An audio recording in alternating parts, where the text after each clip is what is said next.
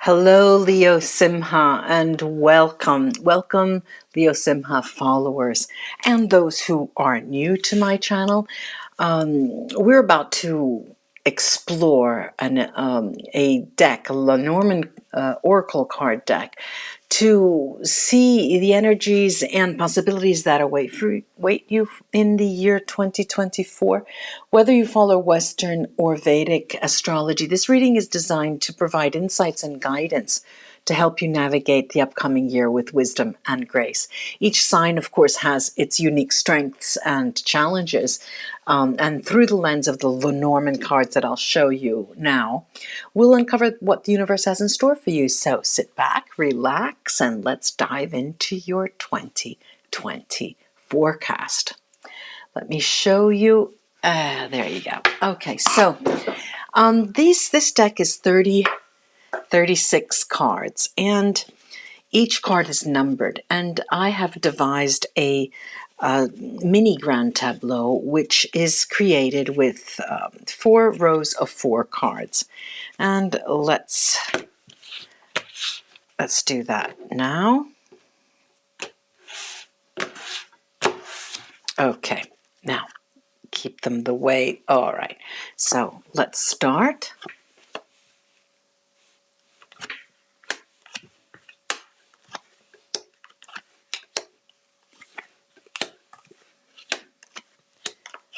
Four across and 4 down. The first part of the reading is going to touch on each trimester, each 3-month period, and then we'll go into different domains. Now, let me check the number of the cards here.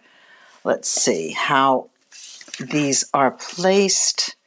All right. Okay. All right.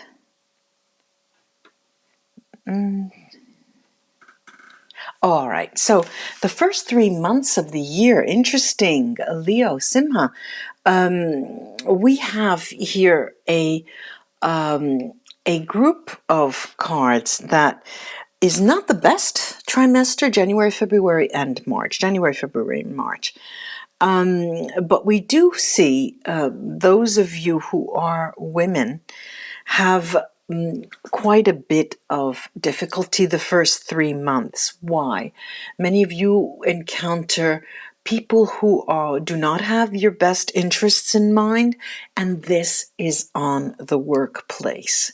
Okay, for those females of you. Now, not only if you're a male, the problem is the same, but there are more than one female that put give you a hard time the first 3 months. So the women have it a little better, January, February, March. Now the next 3 months, April, May, and June, starts to look up. We have a very, very lucky beginning of the month, April, May, and June. And as the end of April, the beginning of May rolls around, I see that anything that you have to do that involves the public, you seem to put your feet in your mouth.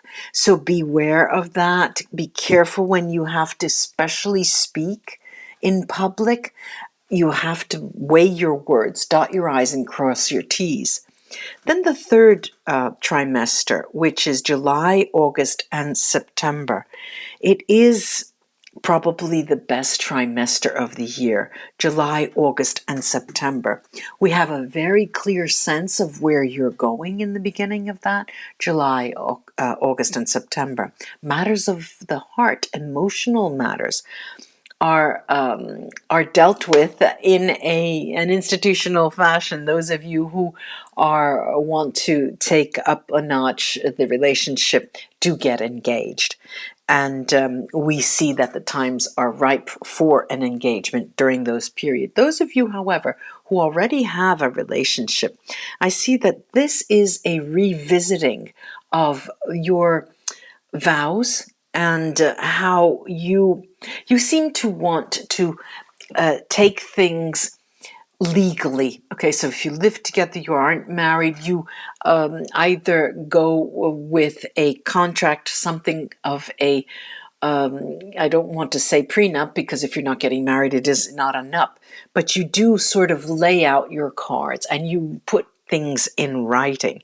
And like I said, that period, July, August, and September, the time is absolutely ripe for you to step on the gas and ask your partner for a commitment, a full-time commitment. Now we're in the last trimester, which is October, November, and December. And here we have matters of the heart that take the center stage. Your emotional life is where things start moving.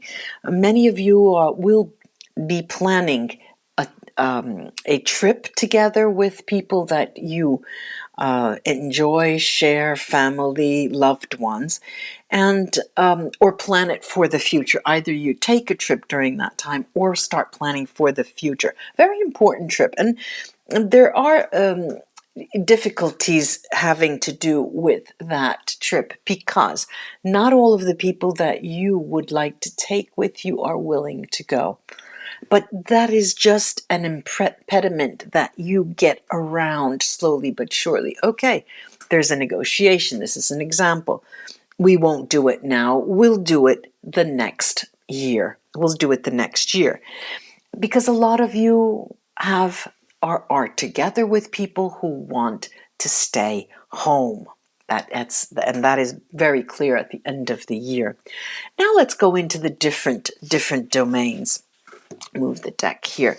Now we have the first card here, the first space. I call these houses. There's 16 houses, which is the house of beginnings and endings.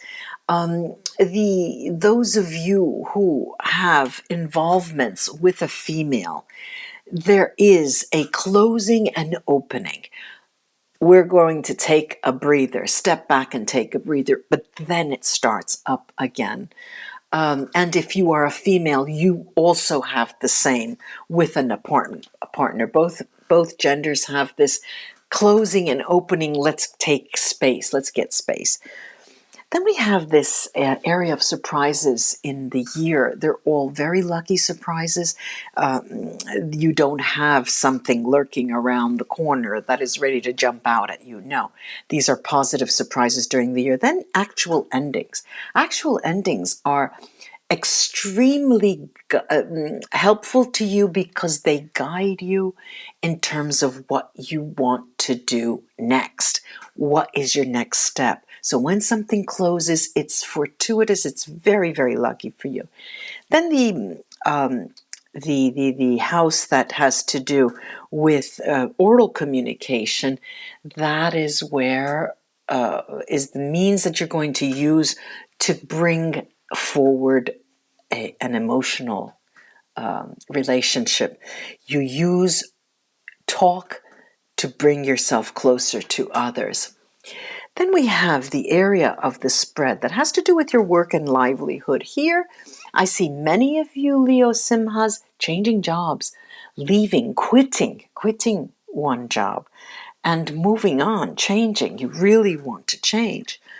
Then we have the area of the sense of security. Now, in this sense of security, this area is it's not on stable ground. You could be in a better situation, but this is very slight. It's not anything that you can't get over.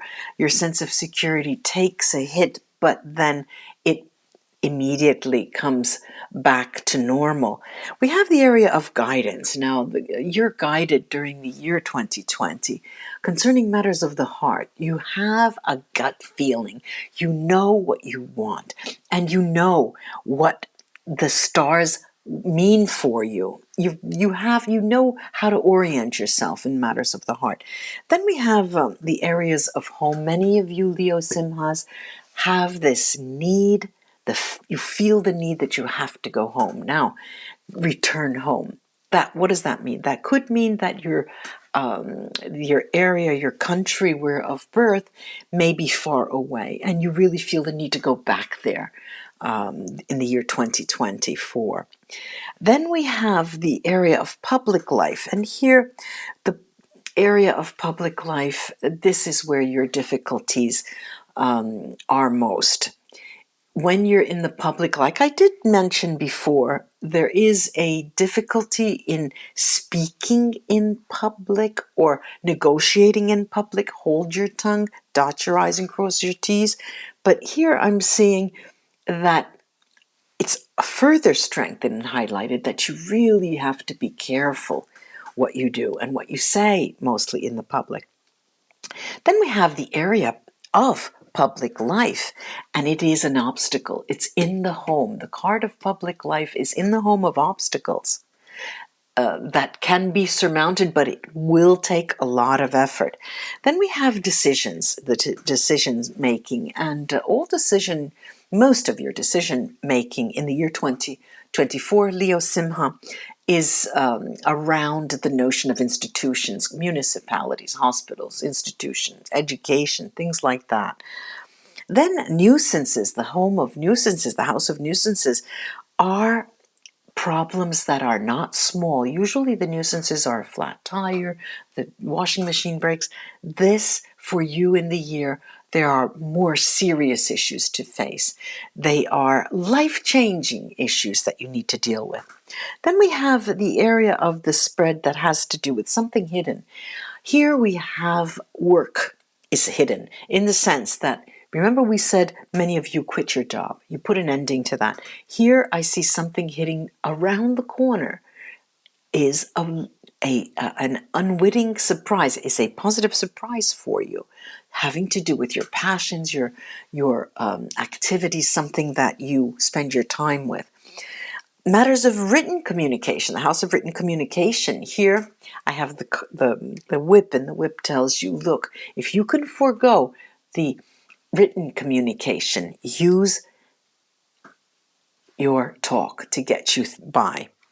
Then we have male influences, and all the influences of males in your life in 2024 are those who are very mature and can help guide you. And the female influences in your life are those that will, remember I said, take you home. You want to go home, will be counseling you on how to do that. Go to a female when you need to talk about should I or shouldn't I. Well, I do hope, ladies and gentlemen, Leo-Simha, that you found this reading uplifting and insightful in some way. Remember, these are just possibilities, and your free will can shape your future. If you'd enjoyed this reading and want to stay updated with future forecasts, please hit the like button and share this video with your friends, and leave your thoughts under the comments. In the comments, I'd love to hear from you. Don't forget to subscribe to our channel and ring the bell icon to receive notifications on our latest video. Until next time, take care and embrace the magic of life. Bye-bye.